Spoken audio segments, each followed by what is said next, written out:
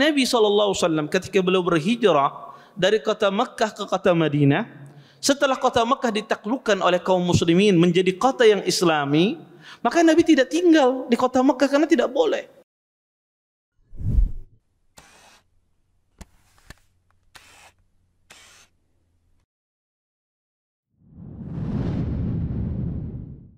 Assalamualaikum warahmatullahi wabarakatuh. Innal hamdalillah nahmaduhu wa nasta'inuhu wa nastaghfiruh wa na'udzu billahi min shururi anfusina wa min sayyiati a'malina. May yahdihillahu fala mudilla lahu wa may yudlil fala hadiya lahu. Asyhadu an la ilaha illallah wahdahu la syarika lahu wa asyhadu anna Muhammadan abduhu wa rasuluh. فإن أصدق الحديث كتاب الله وخير الهدي هدي محمد صلى الله عليه وسلم وشر الأمور محدثاتها وكل محدثة في الدين بدعة وكل بدعة ضلالة وكل ضلالة في النار أما بعد. Bapak-bapak, ibu-ibu, ikhwan dan akhwat yang dimuliakan oleh Allah Subhanahu wa taala. Alhamdulillah, segala puji bagi Allah Subhanahu wa taala dengan limpahan nikmat yang begitu besar. Di antaranya nikmat iman, nikmat Islam, nikmat kesehatan, sehingga kita semua diberikan kemudahan oleh Allah Subhanahu wa taala untuk bisa berhadir di majelis ilmu. Mudah-mudahan apa yang kita pelajari, apa yang kita tuntut pada malam hari ini mendatangkan keberkahan dari Allah Subhanahu wa taala dan kita bisa mengambil manfaat dari apa yang akan disampaikan nantinya. Bapak, Ibu, ikhwan dan akhwat yang dimuliakan oleh Allah Subhanahu wa taala, kita lanjutkan kajian kita tentang Sirah An-Nabawiyah dari kitab Al-Khulasah Nurul Yaqin. Kita pada hari ini, malam hari ini kita akan membahas tentang masalah hijrah. Hijrahnya kaum muslimin ke kota Madinah dan hijrahnya Rasulullah sallallahu alaihi wasallam ke kota Madinah. Berkata Syekh di sini, hijratul muslimin ila al-Madinah. Berhijrahnya kaum muslimin ke kota Madinah. Lama علمت قريش بانتشار الإسلام في المدينة شددت الأذى على أصحاب رسول الله صلى الله عليه وسلم.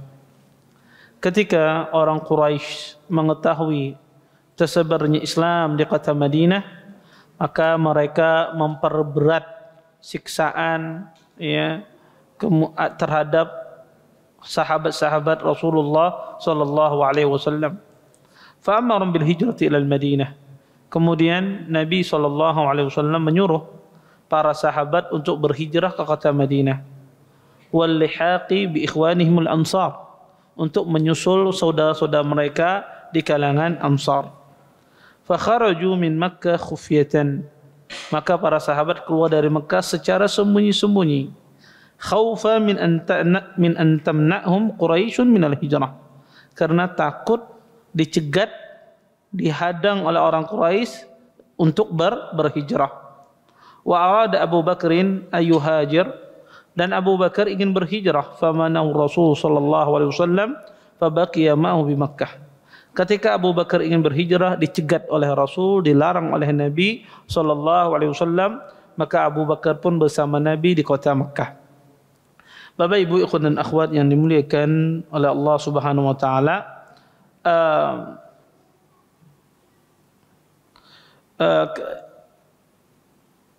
ini menceritakan, Syekh menceritakan tentang peristiwa berhijrah ke kota Madinah. Bapak, Ibu, ikhwan dan akhwat yang dimuliakan oleh Allah Subhanahu wa taala, kita tahu setelah Bai'atul Aqabah Ats-Tsaniyah, Bai'atul Aqabah yang kedua, maka orang-orang Ansar mereka bersetia, berjanji untuk menjaga Nabi SAW dan kaum muslimin secara totalitas sesuai dengan perjanjian yang kita jelaskan pada minggu kemarin. Maka pada saat itulah Nabi SAW menyuruh para sahabat untuk berhijrah. Nabi SAW untuk menyuruh sahabat berhijrah ke kota Madinah. Kenapa Nabi SAW tidak memilih negeri Habasyah untuk berhijrah? Kenapa Nabi memilih kota Madinah? Padahal kita tahu di hijrah kedua di kota Habasyah ada sebagian sahabat di sana. Ada sebagian sahabat di kota Habasyah, di negeri Habasyah.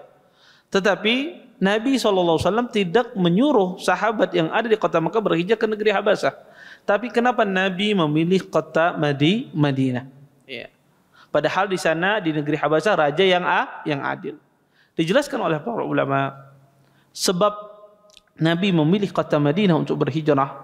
Pertama, terjadi perbedaan lahjat, bahasa antara orang Habasyah dengan orang Arab, dengan orang Quraisy, berbeda dengan lahjah, berbeda dengan bahasa. Dan ini mempengaruhi di dalam berdakwah, mempengaruhi di dalam seseorang berkomunikasi. Itu penting. Ya, berkomunikasi di dalam dunia dakwah itu sangat penting.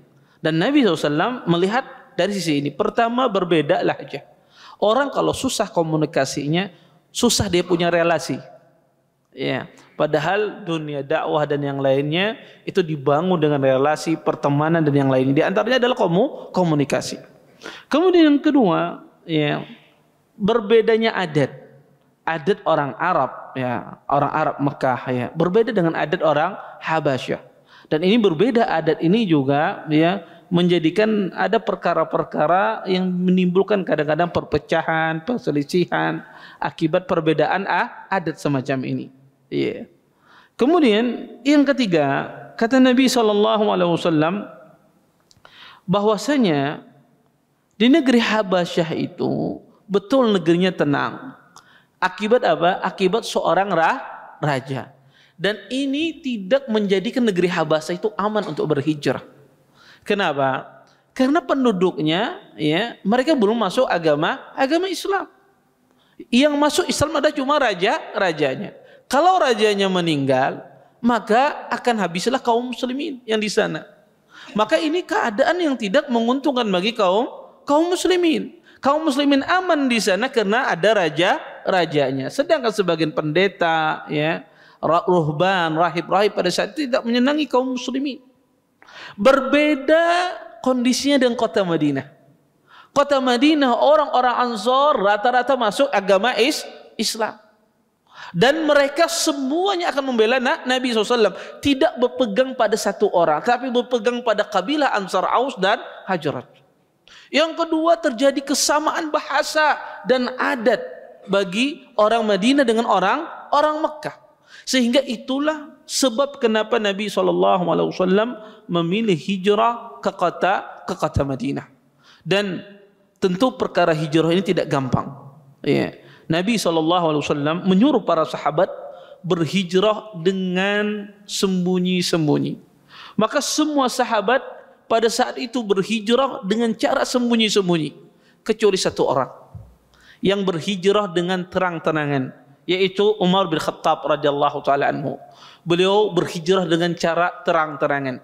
Umar bin Khattab datang ke Ka'bah, ya, ke pelataran Ka'bah. Kemudian Umar bin Khattab berteriak dengan suara yang keras. Para sahabat kalau berhijrah sembunyi-sembunyi malam-malam, ya, tidak diketahui oleh orang, ya. Tetapi Umar bin Khattab radhiyallahu taala anhu, beliau berhijrah dengan cara terang-terangan. Dikatakan kata para ulama, Umar bin Khattab datang ke pelataran Ka'bah kemudian berteriak. Beliau mengatakan, "Ya ma'syar Quraisy, wahai segenap Quraisy, orang-orang Quraisy, man arada an tuskilahu ummuh aw yatimu waladih aw tarmul zawjatuh fayalqiyani wara'a hadzal wadi." Kata Umar, barang siapa yang ingin menjadikan ibunya tidak memiliki anak, dan barang siapa yang ingin anaknya menjadi anak yang yatim, dan barang siapa yang ingin istrinya menjadi seorang janda, maka bertemulah dengan aku di belakang lembah ini, kata Umar. Aku siap berhadapan dengan kalian. Maka Umar pada saat itu dikatakan dia menenteng di tangan kanannya, ya, pedang, di sebelah kiri tangannya menenteng 3 busur anak panah. Ya. Maka kata Umar, silahkan bertemu saya. Ditunggu oleh Umar di belakang wadi. Tidak ada yang datang. Ya, tidak ada yang berani orang-orang kufar Quraisy. Ya. Kenapa Umar bin Khattab radhiyallahu taala anhu memilih cara demikian? Apakah Umar bin Khattab melanggar perintah Nabi? Tidak. Nabi SAW menyuruh dengan cara diam-diam, itu sekedar wasilah. Tujuannya apa? Sampai ke kota Madinah. Itu yang diinginkan Nabi. Nabi SAW menyuruh para sahabat berhijrah dengan cara sembunyi-sembunyi sebagai wasilah untuk sampai ke kota Madinah. Tujuannya apa? Sampai ke kota Madinah. Wasilah yang terbaik dianjurkan oleh Nabi dengan cara sembunyi-sembunyi. Umar bin Khattab dia tahu bahwasanya dia siap akan melawan orang-orang Mekah. Maka dia secara terang-terangan. Kemudian kata para ulama, akibat perbuatan Umar ini menjadikan 20 orang yang nggak bisa berhijrah, orang-orang yang lemah, tidak memiliki nasab yang tinggi di kedudukan orang Quraisy, tidak memiliki kabilah yang kuat, 4 nebeng lawan Umar berhijrah. 20 ikung nebeng hijrah bersama Umar bin Khattab radhiyallahu taala anhu. Maka saat itu ketakutan yang sangat besar bagi orang-orang kufar Quraisy. Kemudian Bapak Ibu ikhwan dan akhwat yang dimuliakan oleh Allah Subhanahu wa taala, tentu berhijrah ini Pak kaum muslimin ketika mereka berhijrah dari kota Mekkah ke kota Madinah, ini bukan perkara gampang. Ini bukan sekedar orang safar, tetapi dia meninggalkan tempat kelahirannya, meninggalkan semua perekonomiannya, meninggalkan semua hartanya, meninggalkan keluarganya, dan tidak akan kembali lagi. Dan ini bukan perkara yang gampang yang dialami oleh kaum muslimin. Dan ini kalau bukan karena panggilan iman, maka tidak sanggup orang itu berhijrah. Makanya kalau kita membaca sejarah satu persatu sejarah para sahabat berhijrah, maka ya kisah yang luar biasa disebutkan oleh para ulama. Bagaimana berhijrahnya Suhaib Ar-Rumi, bagaimana berhijrahnya ya Abu Salamah. Disebutkan ya, sedikit saya sebutkan salah satu ya cerita yang disebutkan bagaimana berhijrahnya Abu Salamah radhiyallahu taala anhu. Ya, Abu Salamah salah satu sahabat Nabi yang orang yang pertama-tama berhijrah ke kota Madinah. Dikatakan oleh Ummu Salamah menceritakan bagaimana peristiwa berhijrahnya suami beliau dengan beliau. Kata Ummu Salamah, "Lama ajma Abu Salamah al-khuruj ila al-Madinah, rahala li ba'irahu summa hamalani alaih." Ketika Abu Salamah berazam untuk berniat untuk keluar dari kota Mekah menuju kota Madinah, maka beliau mempersiapkan ya unta beliau dan membawa aku, kata Ummi Salamah, ya, kemudian dan membawa anakku yang bernama Salamah fi hijri, ya, dan anakku Salamah, kata Ummu Salamah, di pangkuanku. Summa kharaja bi yaqudu bi ba'irahu falamma ra'athu rijalun bani al-Mughirah ibn Abdullah ibn Umar ibn Makhzum qamu ilayhi faqalu hadhi nafsuka ghallabtana 'alayha ara'aita sahibataka hadhihi ala ma natrukuka tasiruka biha fiha bil bilad qalat fanaza'u khitam al-ba'ir min yadihi fa akhadhuni minhu. Kata Ummu Salamah, ketika Abu Salamah pergi naik ontaknya bersama Ummu Salamah dan anak beliau, pada saat itu ada orang dari Bani Makhzum melihat Abu Salamah pergi bersama istrinya dan bersama anaknya. Ummu Salamah dari Bani Makhzum, Ummu Salamah dari kabilah Bani Makhzum. Maka ketika melihat tersebut, maka mereka pun mencegat ontaknya Abu Salamah. Mencegat ontaknya Abu Salamah. Kata mereka, kami tidak membiarkan kamu pergi membawa ya anak dari kabilah kami, yaitu Ummu Salamah. Akhirnya pun Ummu Salamah ditarik dengan cara paksa, diturunkan dari onta tersebut. Maka Ummu Salamah dan anaknya ditarik oleh orang Bani Makhzum, dipisahkan dari Abu Salamah. Kemudian melihat demikian, orang-orang ya dari Bani Abdul Asad, ya, orang-orang dari Bani Abdul Asad, yaitu baninya Abu Salamah, ya, mereka pun ya marah. Kenapa? Karena Abu Salamah dari Bani Abdul Asad. Mereka malah kepada Bani Makhzum. Ya. Kata Bani Abdul Asad melihat demikian, la wallahi la natruku ibnana indaha itnaza'tumuha min sahibina. Kalau Bani Abdul Asad, demi Allah kami tidak akan meninggalkan anaknya Abu Salamah bersama Ummi Salamah. Karena kalian telah mengambil istrinya, maka kami tidak akan tinggalkan anaknya bersama kalian. Akhirnya Bani Abdul Asad menarik ya Salamah ya dari Bani Makhzum. Bani Makhzum pun menarik Salamah dari Bani Abdul Asad, sehingga terjadi tarik menarik sampai putus tangannya Salamah. Sampai terputus tangan Salamah. Melihat demikian pun dikasihkan kepada Abu Salamah. Kemudian Abu Salamah pun berhijrah ke kota Madinah dengan meninggalkan istrinya. Maka Ummu Salamah menceritakan bagaimana keadaan beliau, kata beliau ketika ditinggalkan oleh suaminya. Kata Ummu Salamah, ya, wa habasani Banul Mughirah indahum, maka Banul Mughirah ya mengurungku ya di tempat mereka. Wa antalaqa zawji Abu Salamah ila Madinah, qalat fa farraqa baini wa baina zawji wa baina ibni, maka suamiku pun pergi ke kota Madinah dan mereka Bani Makhzum ia telah memisahkan aku dengan istri, dengan anakku dan suamiku. Fakuntu akhruju kulla ghadatin fa ajlisu bil abtah fama azalu abki hatta amsa sanatan aw qariban minha. Kata Ummu Salamah, setiap pagi saya keluar ke Abtah, di situ saya menangis sejadi-jadinya sampai sore hari, ya. Maka hal itu berlalu 1 tahun, bahkan atau dekat dari satu tahun. Sampai pada saat itu, pada suatu hari kata Ummu Salamah, marra bi rajulun min bani ammi. Maka pada saat itu ada seorang laki-laki lewat dari ya anak pamanku, ya dari bani pamanku, ya. Dan dia adalah salah satu dari Bani Mughirah. Dan dia melihat bagaimana kasihannya Ummu Salamah, setiap hari dia menangis di Abtah dari pagi sampai sore, ya. Maka Banu Mughirah pun ya maka berkata ya orang ini kepada Banu Mughirah, ala tukhrijuna hadhil miskinah, apakah kalian tega tidak membiarkan dia keluar dari kota Mekah, ya, wanita yang miskin, wanita yang kasihan ini. Farraqtum bainaha wa baina zawjiha wa baina waladiha, sungguh kalian telah memisahkan dia dengan suaminya dan anaknya. Kemudian melihat demikian pun mereka ibah. Seorang wanita tiap hari, bayangkan, dia terpisah dengan anaknya, terpisah dengan suaminya. Setiap hari Ummu Salamah menangis. Setiap hari dia keluar dari Abtah menangis sejadi-jadinya, ya. Maka depresi yang luar biasa, ya. Menangis yang luar biasa, kesedihan yang luar biasa. Maka melihat demikian pun Banu Mughirah pun iba. Kemudian kata Banu Mughirah, ilhaqi bi zawjiki in syi'ti, pergilah engkau wahai Ummu Salamah, susullah suamimu jika engkau kehendaki. Pada saat itulah Ummu Salamah pergi menyusul suaminya. Ini salah satu contoh bagaimana hijrahnya para sahabat Nabi SAW. Maka kalau kita ceritakan satu persatu banyak. Suhaib Ar-Rumi, bagaimana dia berhijrah, dia meninggalkan hartanya, ya. Maka Suhaib Ar-Rumi ketika dia berhijrah disusul oleh orang kufar Quraisy. Maka ketika orang kufar Quraisy menyusul Suhaib Ar-Rumi, maka Suhaib Ar-Rumi mengasih pilihan. Kata Suhaib Ar-Rumi, ya engkau memilih dari aku.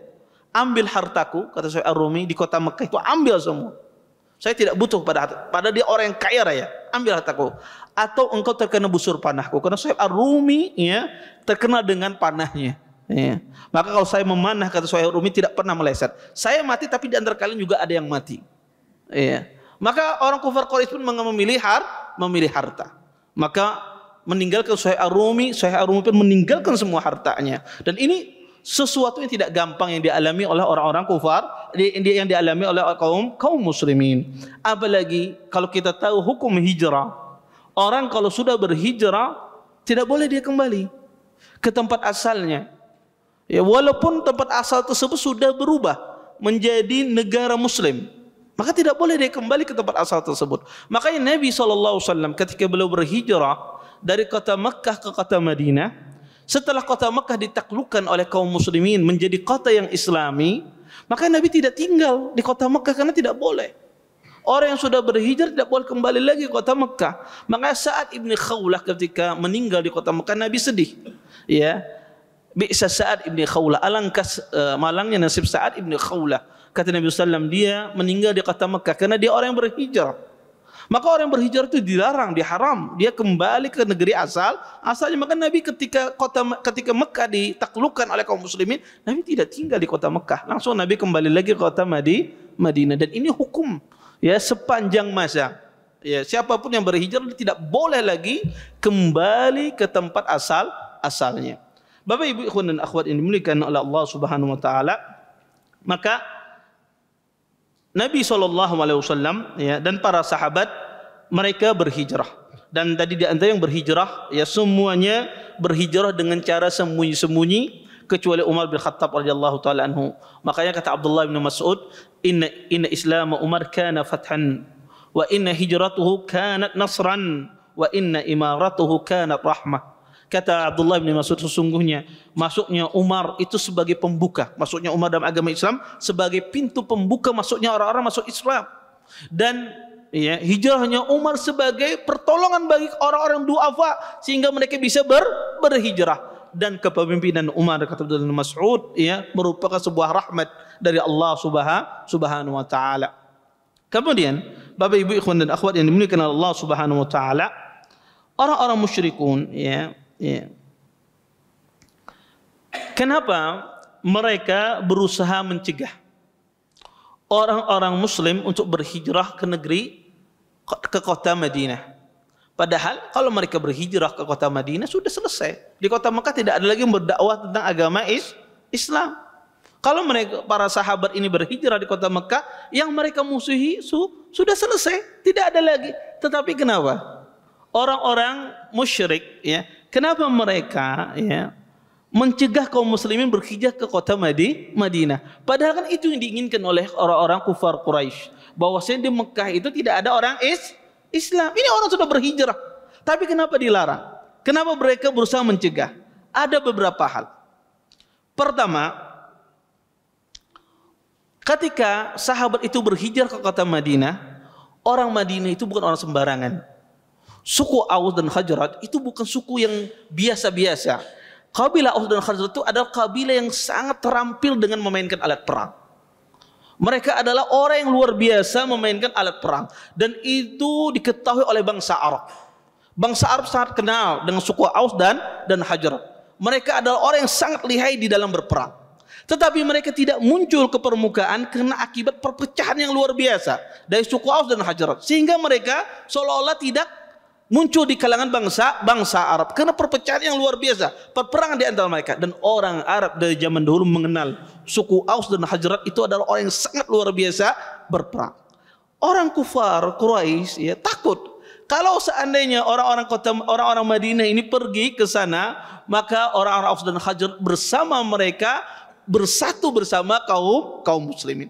Ini pertama, kenapa orang-orang kufar Quraisy tidak mau orang-orang muslim berhijrah ke kota Madinah. Kemudian yang kedua, kata para ulama, kalau seandainya, ya, orang-orang muslim itu berhijrah ke kota, ya, Madinah, maka orang-orang Quraisy akan kehilangan kedudukannya di bangsa Arab.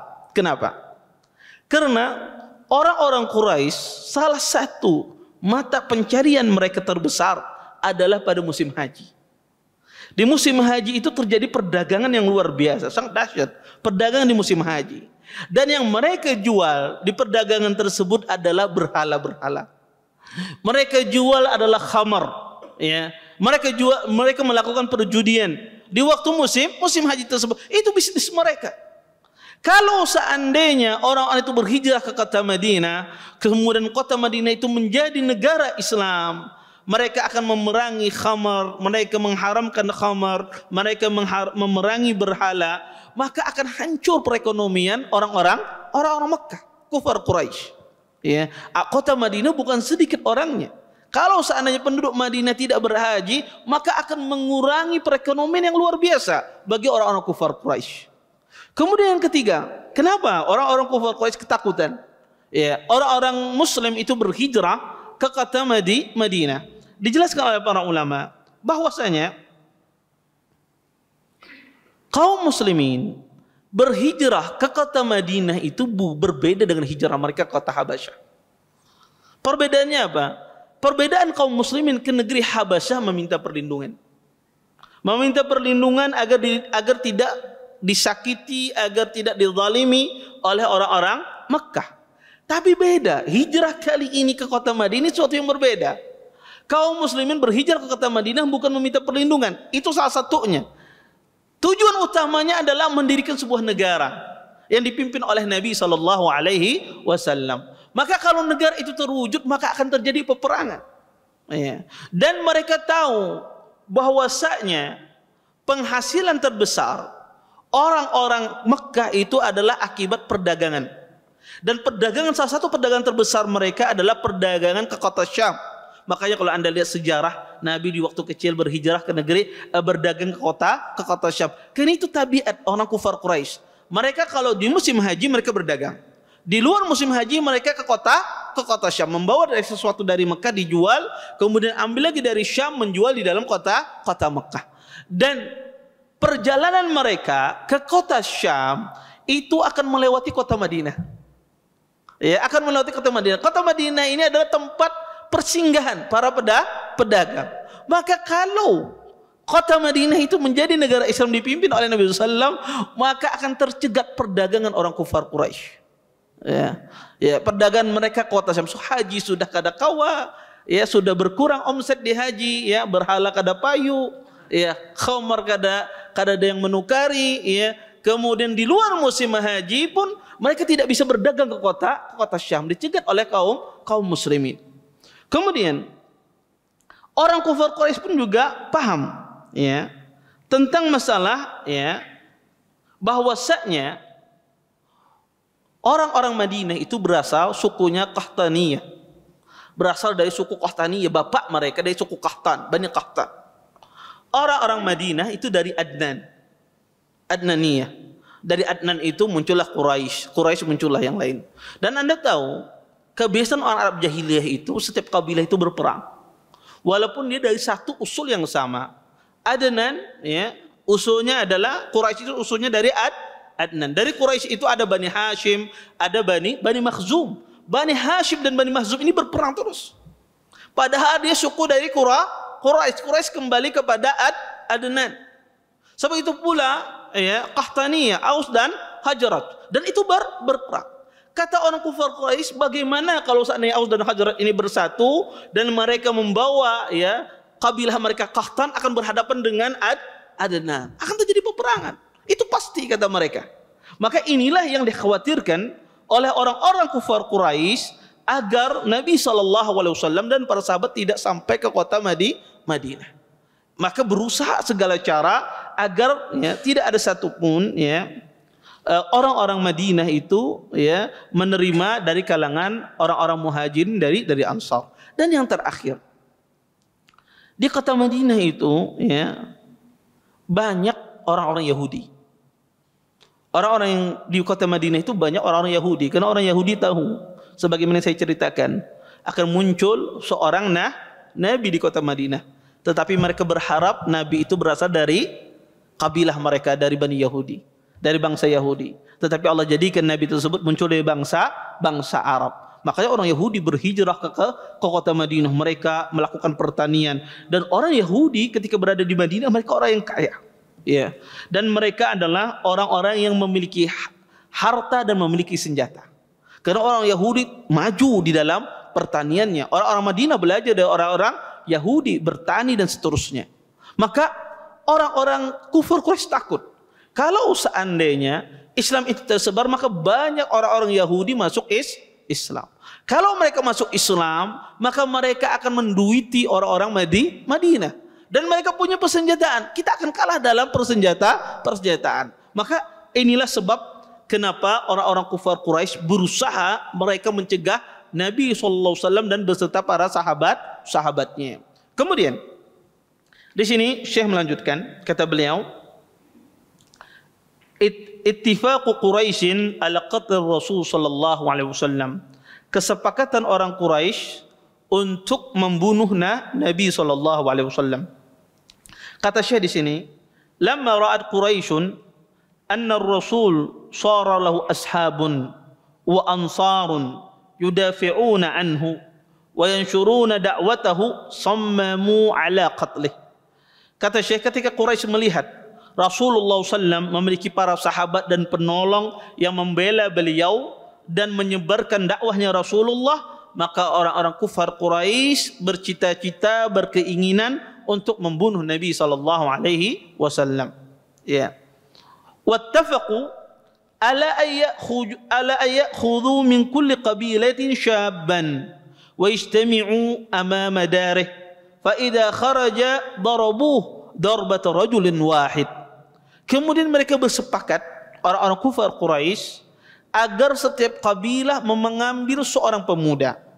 Kemudian para pemuda ini dari kabilah yang berbeda-beda berkumpul di depan rumahnya Nabi SAW. Maka jika Nabi pada saat itu keluar, mereka semuanya memukul dengan satu pukulan. Masing-masing setiap kabilah memukul, menebas dengan pedangnya. Kemudian liyatafarraqu damu fil qabail, agar darah Nabi SAW itu tersebar di semua kabilah. Fala yaqdir aqaribuhu ala muharabatil arabi kullihim, maka tidak akan bisa kerabat-kerabat Nabi memerangi Arab semuanya. Walakinnallaha a'lama an-nabiyya sallallahu alaihi wasallam bima ittafaqat alaihi Quraisyun wa amarahu bil hijrati ila al-Madinah. Tetapi Allah Subhanahu wa taala memberitahukan kepada Nabi apa yang dilakukan, apa yang disepakati oleh orang-orang kufar Quraisy, dan pada saat itulah Allah Subhanahu wa taala menyuruh Nabi berhijrah ke kota Madinah. Bapak Ibu ikhwan dan akhwat yang dimuliakan oleh Allah Subhanahu wa taala, orang-orang kufar Quraisy ya, ketika melihat kaum muslimin semuanya lolos berhijrah, tidak ada satupun yang bisa tertawan kecuali satu, yaitu Ayyas bin Abi Rabi'ah. Ayyas bin Abi Rabi'ah itu saudara seibu dari Abu Jahal. Ya, saudara seibu dari Abu Jahal. Semua kaum muslimin lolos berhijrah. Orang kufar Quraisy bingung, ya. Mereka seperti air yang bocor, ya. Tidak bisa dihalau. Ya, orang kufar Quraisy bingung kok bisa lolos semua. Ya. Kecuali satu orang, Ayyas bin Abi Rabi'ah, dan itu ditipu oleh Abu Jahal. Disebutkan oleh ahli sejarah. Ya, Ayyas ketika berhijrah dikejar oleh Abu Jahal. Kemudian kata Abu Jahal, ya, ibu kita membutuhkanmu. Dia dalam kondisi parah dan semisalnya. Ya. Akhirnya Ayyas ini pun tersentuh. Dia balik. Ketika dia balik ditangkap, ditawan. Ya. Adapun yang lain semuanya berhijrah. Tinggal Nabi dan Abu Bakar. Abu Bakar pengen berhijrah, ditahan oleh Nabi. Jangan berhijrah. Kata Nabi, kau berhijrah nanti bersamaku. Maka Allah Subhanahu wa taala memerintahkan Nabi untuk berhijrah. Perintah berhijrah ini ketika orang-orang kufar Quraisy pada saat itu berkumpul, disebut dengan di Darun Nadwah. Di sebuah tempat disebut dengan Darun Nadwah, perkumpulan orang-orang kufar Quraisy. Maka pada saat itu berkumpullah pembesar-pembesar orang Quraisy, ya. Semua kabilah Quraisy berkumpul kecuali Bani Hashim. Semua kabilah dari Quraisy berkumpul kecuali Bani Hashim. Berkumpullah ya Abu Jahal, ya dari kabilah Bani Makhzum, Syaibah ibn Rabi'ah, Utbah ibn Rabi'ah, Abu Sufyan, ya, dan mereka itu dari Bani Abdi Syams, Nadar ibn Al-Haris dari Bani Abdiddar, Umayyah bin Khalaf, ya, dari Bani Jumah. Banyak sekali kabilah berkumpul kecuali Bani Hashim, ya. Kemudian Abu Jahal, ya, mengusulkan, kata Abu Jahal, ya, bahwasanya kita bunuh Rasulullah, kita bunuh Nabi Muhammad SAW. Kenapa? Karena di kota Madinah itu, kalau Nabi tidak bisa sampai ke mereka, maka akan tidak menyebar Islam, akan hancur negara Islam tersebut. Karena kata mereka intinya adalah Rasulullah. Tidak apa-apa orang-orang muslimin berhijrah di sana, tetapi yang penting Rasulullah tidak berhijrah. Kalau kita bunuh Nabi Muhammad SAW, maka semua sudah selesai. Tetapi kata orang-orang, bagaimana kita membunuh Rasulullah? Rasulullah itu dari Bani Hashim. Bani Hashim itu kabilah yang paling kuat dari Bani Quraisy.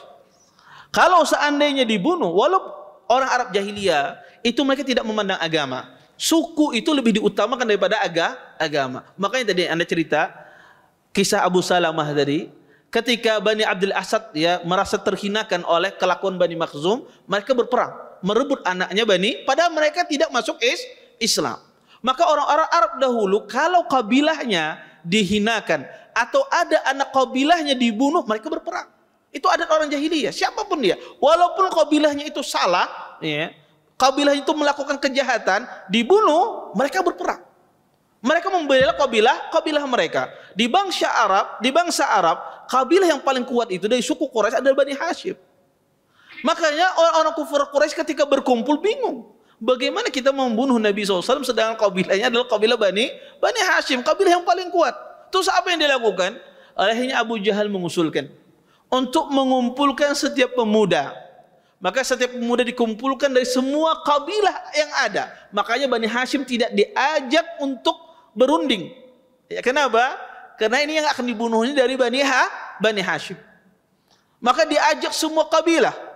Kemudian setiap pemuda mereka menusuk membunuh Nabi SAW sehingga darah itu tersebar di setiap pedang pemuda. Jadi kalau semuanya membunuh tidak akan sanggup Bani Hashim memerangi semua orang Arab ini. Yang ada adalah kita hanya membayar dia sebagai permintaan maaf ketika membunuh Rasulullah SAW. Dan itu disepakati pada hari Kamis. Ya, pada tahun ke-14 ketika Nabi diangkat menjadi seorang Nabi pada hari Kamis. Pada tanggal 26 Safar disebutkan oleh ahli sejarah. Kemudian pada saat mereka berkumpul, Allah Subhanahu wa taala mewahyukan melalui Jibril alaihissalam memberitahukan kepada Nabi tentang makarnya orang-orang kufar Quraisy. Ya, makanya disebutkan di dalam Al-Qur'an Allah mengatakan wa id yamkuru bikal ladzina kafaru liyusbituk aw yaktuluk aw yukhrijuk wa yamkuruna wa yamkurullah wallahu khairul makirin. Kata Allah Subhanahu wa taala ketika orang-orang kafir melakukan makar untuk menawanmu atau untuk membunuhmu atau untuk mengeluarkanmu, wa yamkurun, mereka melakukan makar kata Allah, wa yamkurullah, dan Allah pun juga membuat makar, wallahu khairul makirin, dan Allah itu sebaik-baik yang membuat makar. Maka Jibril pun datang kepada Nabi SAW memberitahukan bahwasanya Rasulullah akan dibunuh. Kemudian Jibril memerintahkan kepada Nabi SAW untuk berhijrah. Kemudian Nabi pun mengetahui demikian, Nabi pun pergi ke tempatnya Abu Bakar As-Siddiq di waktu zuhur. Sedangkan orang-orang kufar Quraisy mereka sepakat membunuh Nabi di hari Jumat di pagi hari. Hari Kamis mereka berkumpul. Kata mereka, di malam hari kita berjaga-jaga, di tengah malam kita berjaga-jaga dan membunuh Nabi ketika beliau keluar dari rumahnya di hari Jumat. Nabi SAW pada hari Kamis tersebut pun Nabi pergi ke rumah Abu Bakar As-Siddiq di waktu zuhur. Nabi memberitakan kepada Abu Bakar As-Siddiq radhiyallahu taala anhu untuk berhijrah. Kemudian Nabi meminta Abu Bakar untuk menemani beliau berhijrah dan mempersiapkan perbekalan. Kemudian kata Abu Bakar As-Siddiq radhiyallahu taala anhu mendengar ucapan Nabi SAW, Abu Bakar menangis. Saking bahagianya beliau bisa menemani Nabi SAW. Makanya kata Aisyah, saya tidak pernah melihat seseorang yang menangis bahagia yang luar biasa kecuali saya melihat Abu Bakar menangis saking bahagianya menemani Nabi SAW berhijrah. Kemudian pada saat itulah Nabi SAW bersama Abu Bakar menyusun strategi bagaimana bisa keluar dari kota Mekah. Maka Nabi SAW menyusun Abu Bakar, bersama Abu Bakar menyusun strategi. Apa strategi Nabi SAW? Pertama, Nabi SAW akan tinggal di rumahnya Abu Bakar di awal malam. Nabi tidak akan bermalam lagi di rumah beliau karena orang-orang kafir Quraisy berjaga-jaga. Maka Nabi di siang hari itu bersepakat menyusun strategi bersama Abu Bakar agar terhindar dari tangkapan, dari kejaran orang-orang musyrikin. Maka beliau bersepakat bahwa Nabi tidak akan tinggal di rumah beliau di malam hari. Di awal malam Nabi SAW akan pergi tinggal ke rumahnya Abu Bakar As-Siddiq radhiyallahu taala anhu. Kemudian dan mereka tidak akan keluar dari rumah Abu Bakar kecuali pertengahan malam. Ketika orang-orang sudah tidak ada lagi. Maka mereka pada saat itulah mereka keluar dari rumah Abu Bakar.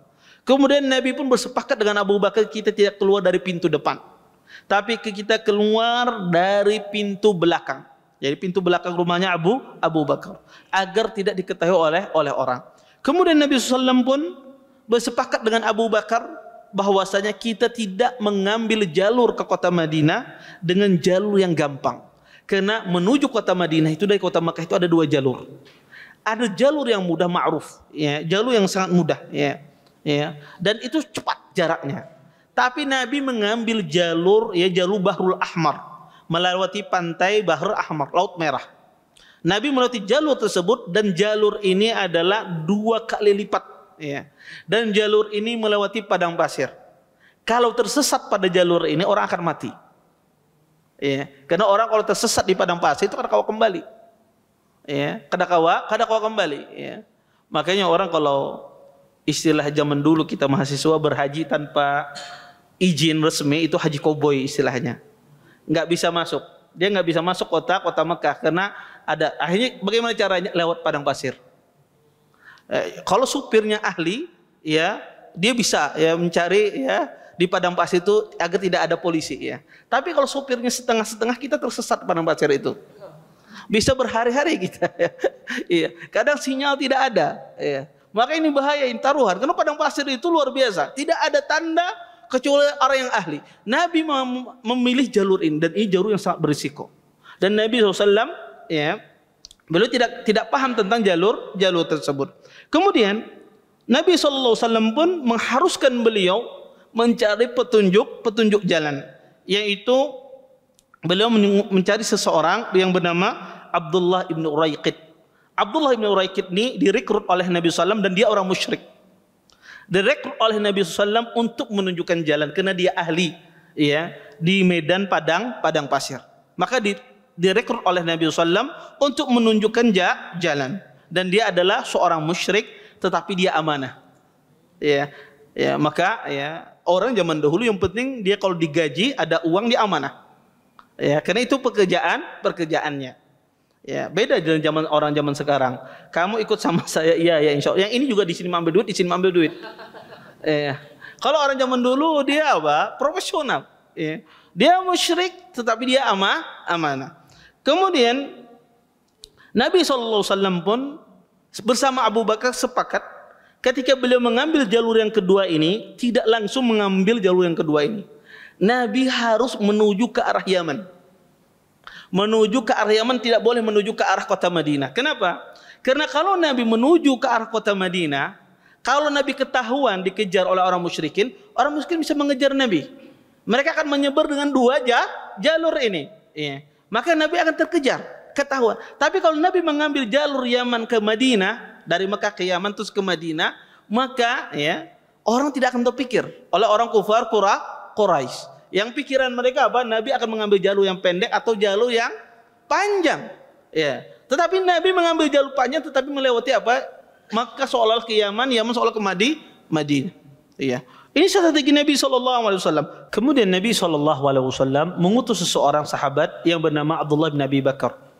Tujuannya apa? Untuk memberikan informasi kepada Nabi SAW tentang keadaan di kota Mekah. Kenapa? Karena Nabi sebelum berhijrah ke kota Madinah, Nabi pergi dulu ke Gawasur. Ya, Gawasur itu kurang lebih jaraknya 8 kilo dari kota Mekah. 8 kilo dari kota Mekah. Untuk apa? Untuk mengkecoh orang-orang kufar Quraisy. Karena orang kufar Quraisy ketika tahu Nabi tidak ada, mereka otomatis akan mengejar Rasulullah. Kemanapun arahnya Nabi akan dikejar mereka. Mereka akan menunggu jalur yang mengantarkan Nabi ke kota Madinah. Maka Nabi SAW bersama Abu Bakar, kita berada di Goa Sur 3 hari. Tidak keluar dari Goa Sur. Karena setelah 3 hari, itu orang sudah putus asa. Ya, bahwasanya ya sudah berarti Nabi sudah pergi. Padahal Nabi masih berada di daerah selatan kota Mekah, di Goa Sur. Dan Nabi ingin tahu keadaan orang-orang Mekah itu sampai mana. Akhirnya beliau mengutus Abdullah bin Abi Bakar. Abdullah bin Abi Bakar ini disuruh oleh Nabi malam-malam datang ke Goa Sur. Abdullah bin Abi Bakar datang malam-malam di Goa Sur memberitakan tentang keadaan kota Mekah. Pagi-pagi harus berada di kota Mekah. Untuk apa? Agar tidak dicurigai oleh orang-orang kafir Quraisy bahwasanya dia juga ikut melakukan makar bersama Nabi. Maka 3 hari Abdullah bin Abi Bakar memberitakan kepada Nabi SAW. Kemudian Nabi SAW pun merekrut satu orang yang bernama Amir ibn Fuhairah.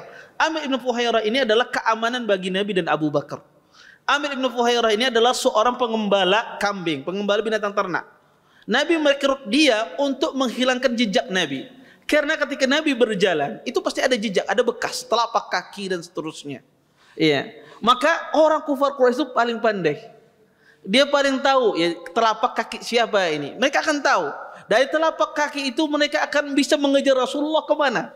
Maka untuk menghilangkan telapak kaki Nabi ini disuruh Amir bin Fuhairah mengembalakan ya ternaknya sehingga menghapus jejak telapak kaki Nabi. Iya. Sehingga bau Nabi dan tidak tercium. Anda bayangkan Orang Arab dahulu tuh sangat lihai, sangat pintar. Makanya Abraha itu dia menyerang Ka'bah.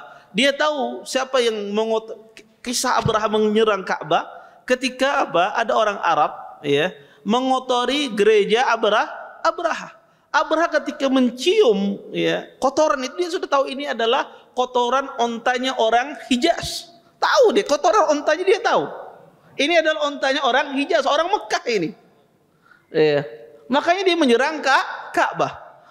Maka Nabi merekrut Amir bin Fuhairah sebagai keamanan. Jadi ketika Nabi berjalan meninggalkan kota Mekah, ternak-ternaknya menghapus jejak Nabi SAW. Kemudian di 3 hari ini butuh makanan. Nabi butuh makanan minum. Ya, bersama Abu Bakar Siddiq. Maka Nabi memilih Asma binti Abi Bakar. Asma binti Abi Bakar disuruh untuk mendatangkan makanan dan minuman selama 3 hari. Pada saat itu Asma binti Abi Bakar beliau hamil. Usia kehamilan beliau ada kehamilan yang terakhir, bulan yang terakhir, 9 bulan.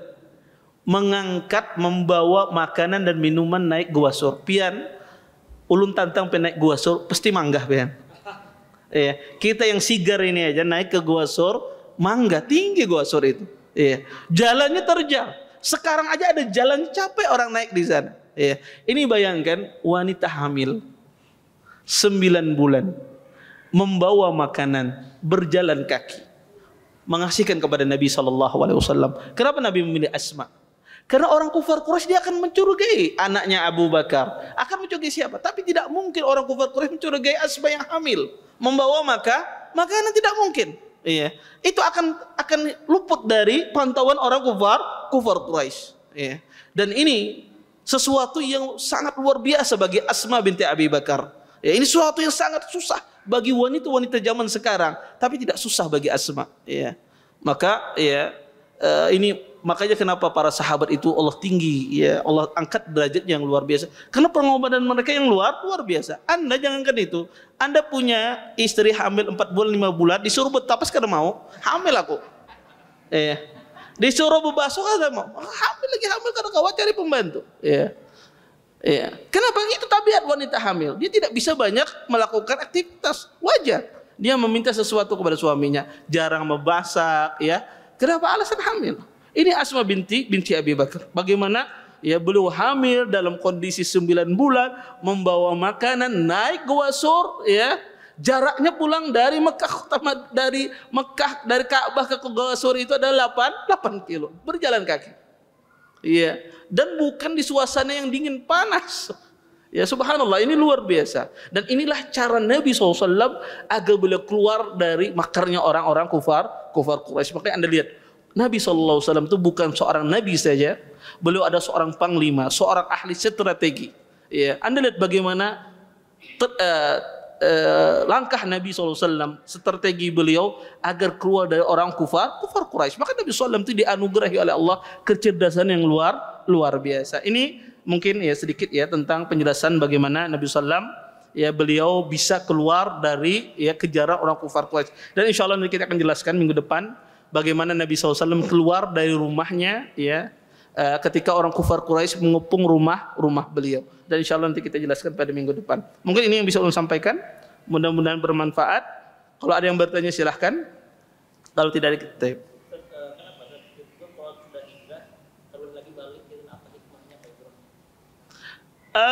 Pertama itu nas ya. Itu nas dari Nabi SAW bahwasanya tidak ada, Nabi SAW melarang seseorang itu berhijrah. Itu hukum Allah. Ya tidak boleh lagi seorang itu berhijrah untuk kembali. Apa hikmahnya? Wallahu a'lam. Ya, kita tidak tahu hikmahnya. Walaupun negara itu sudah menjadi negara Islam, tetapi itulah ya hukum hijrah. Ya, orang kalau sudah berhijrah tidak boleh dia kembali. Tentu ini hijrah yang dikatakan hijrah yang syar'i ya. Bukan pian apa. Kadang ulun ditanya juga sebagian orang, Ustaz, ulun berhijrah nih dari kota ini, yang kota yang notabene adalah maksiat, banyak yang tidak beragama Islam. Ulun berhijrah ke Kalimantan sini. Ini lain hijrah. Tapi itu migrasi namanya. Ya, berhijrah itu adalah meninggalkan kotanya, meninggalkan negaranya ya. Tetapi kalau berpindah kota dari kota yang lain, itu tidak dimasukkan dengan hijrah syar'i, bukan hijrah syar'i. Taib. Ada pun hikmahnya wallahu alam. Ya, hikmahnya wallahu alam. Taib. Ada lagi yang lain?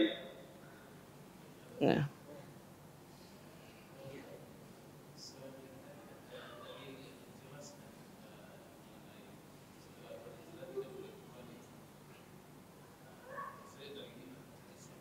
Hadis itu hadis Sa'ad ibn Khawlah, kata Nabi SAW, Sa'ad ibn Khawlah, ya hadis panjang, ya hadis Sa'ad bin Abi Waqqas. Sa'ad bin Abi Waqqas ketika dia mau meninggal, dia berwasiat bahwasanya separuh hartanya untuk Allah dan Rasulnya, dilarang oleh Nabi. Kemudian dia mengatakan, ya asalnya dia berwasiat 2/3 dari hartanya, kemudian separuh, kemudian 1/3, kemudian kata Nabi SAW, wasulusu katsir. Sepertiga itu ada sepertiga itu banyak, tapi diizinkan oleh Nabi. Di akhir hadis, Sa'ad ibn Khawlah meninggal di kota Makkah. Kemudian Nabi mengatakan, bi'sa Sa'ad ibn Khawlah. Kata Nabi, alangkah malangnya nasib Sa'ad ibn Khawlah, dia mati sebelum dia meninggalkan kota Makkah. Hadis ini menegaskan bahwa saya tidak boleh orang tinggal di kota Makkah kalau dia sudah berhijrah. Makanya Nabi ketika berhaji tidak tinggal lama-lama. Selesai berhaji Nabi langsung pulang ke kota Madinah, selesai tawaf, selesai sa'i, langsung Nabi tinggalkan. Tidak boleh tinggal lama-lama, ya tidak boleh dia bertempat tinggal di kota Makkah. Ya langsung Nabi selesai haji, beliau langsung pergi bersama rombongan sahabat. Ya, maka itu dalilnya. Hadis Sa'ad bin Abu Waqqas itu ya tentang kenapa orang berhijrah tidak boleh lagi dia kembali ke tempat asalnya. Allah taala.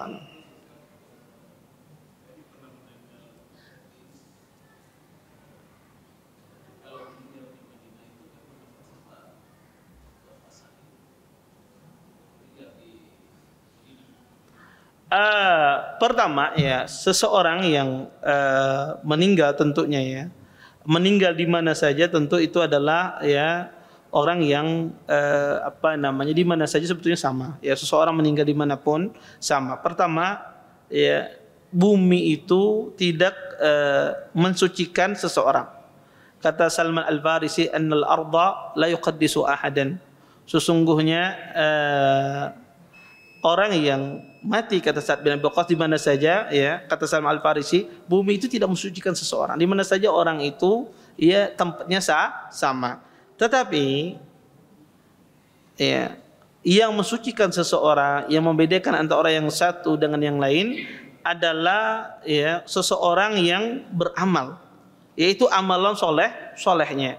Kalau dia ya beramal soleh ya, dengan amal soleh apapun ya, dimanapun dia meninggal, itulah yang menyelamatkan seseorang tersebut. Kemudian ya, apakah orang mati di Madinah dia berhak mendapatkan syafaat Nabi? Iya. Ya. Apakah semua orang mati di Madinah mendapatkan syafaat? Belum tentu. Tetapi apakah orang mati di Madinah dia mendapatkan syafaat Nabi SAW? Iya.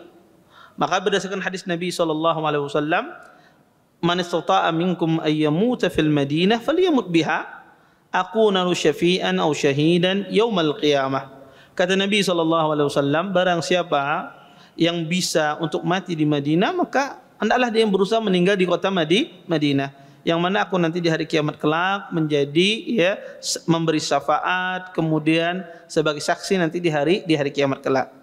Maka ada keutamaan seseorang meninggal di kota Madinah. Tetapi sekali lagi, fadilah itu, keutamaan itu bisa kita dapatkan kalau kita meninggalkan ya pembatal fadilah tersebut. Ketika Allah menetapkan fadilah, maka fadilah itu bisa didapatkan dengan cara apa? Dikerjakan dan meninggalkan apa? Pembatalnya. Maka di antara contoh misalnya, ada seseorang meninggal di Madinah tapi dia tidak pernah sembahyang. Ya, dia tidak pernah melakukan ketaatan kepada Allah Subhanahu wa taala. Maka itu pembatal dari apa? Syafaat itu sendiri. Maka fadilah itu bisa kita dapatkan kalau kita mengerjakannya dan menghindari pembatalnya. Saya contoh yang lain, saya kasih contoh. Kata Nabi SAW, orang yang mati pada malam Jumat atau hari Jumat, maka dia terhindar dari fitnah kubur. Maka apakah orang itu tidak disiksa kuburnya yang mati pada malam Jumat, hari Jumat? Iya. Kalau dia mendapatkan fadilah tersebut dan tidak melakukan pembatalnya. Maka kalau ada orang kafir mati misalnya malam hari Jumat, apakah dia tidak disiksa? Disiksa. Ya, karena syaratnya adalah dia melakukan pembatal fadilah tersebut. Atau orang yang misalnya dia meninggalkan sholat, ya, tidak pernah sholat, tidak pernah beribadah, mati pada malam Jumat, maka itu ada pembatal dari fadilah tersebut. Maka setiap fadilah yang Allah tetapkan kita kerjakan dan kita menghindari pembatalnya. Kalau itu dilakukan kita mendapatkan fadilah tersebut. Sama orang yang mati di kota Madinah, dia berhak mendapatkan syafaat Nabi. Selama apa? Selama dia tidak melakukan pembatal syafaat itu sendiri. Wallahu taala a'lam. Baik.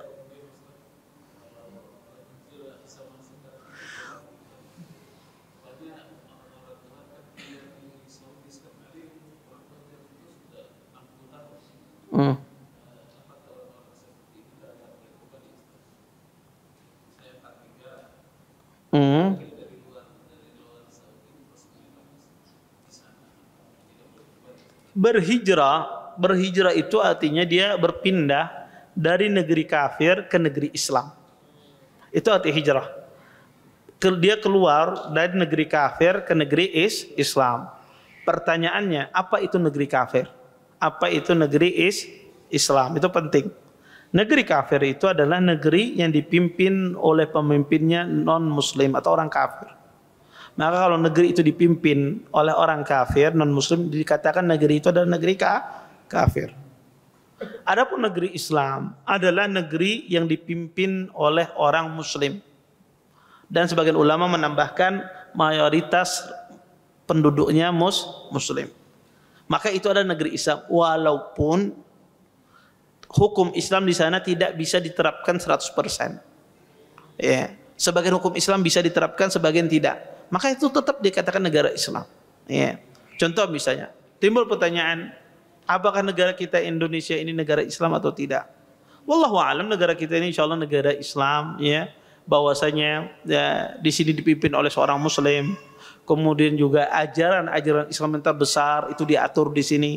Ya, sholat diatur waktunya, orang bersahadat bisa, zakat ada lembaga khusus yang diatur oleh pemerintah.